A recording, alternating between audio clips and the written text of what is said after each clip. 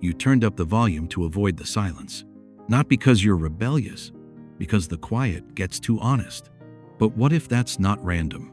Here's what's actually going on. Every season God allows carries divine purpose, not just blessings and trials, but exposure. He uses seasons to surface what's been hiding underneath.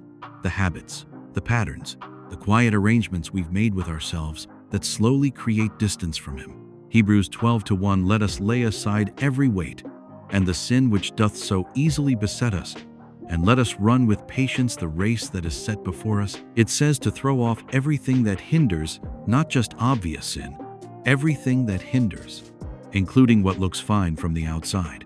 These are 6 of them. The first is this: filling every quiet moment before God can reach you. Before prayer has time to breathe, you reach for your phone. Before conviction has time to settle, you put something on. And it doesn't feel like avoidance. It feels like rest. But there's a difference between resting and hiding. Psalm 46:10 says, be still and know that I am God. That's not poetry.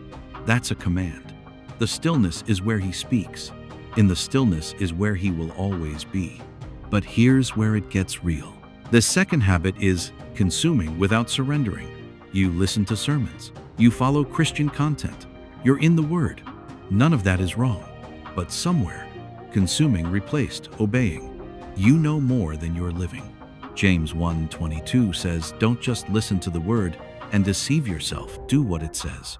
Every time you receive truth without letting it change behavior, you build a callus over your conscience without even noticing. Sit with that for a second.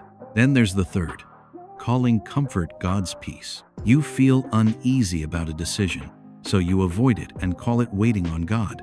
You feel reluctant to obey something He's already told you, so you stay and call it contentment. But Proverbs 14:12 says there is a way that seems right, but its end is the way of death.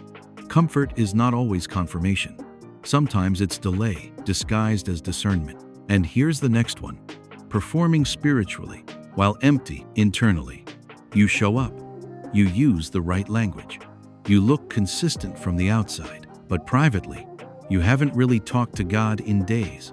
You've said words, but you haven't brought the honest version of where you actually are.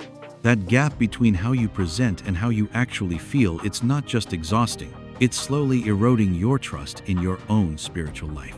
But it doesn't stop there.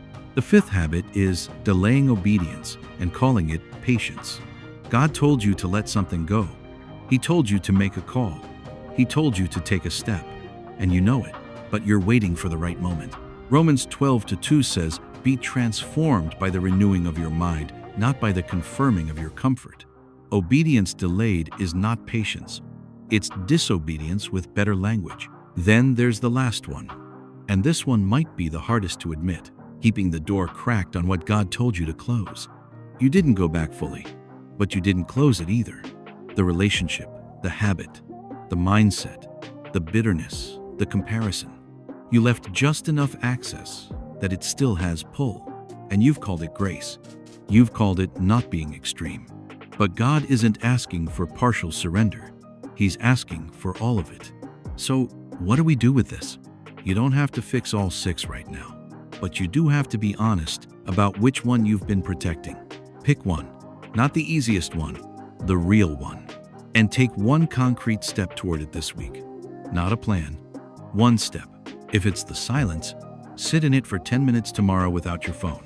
If it's delayed obedience, do the thing before you sleep tonight. Here's what begins to shift.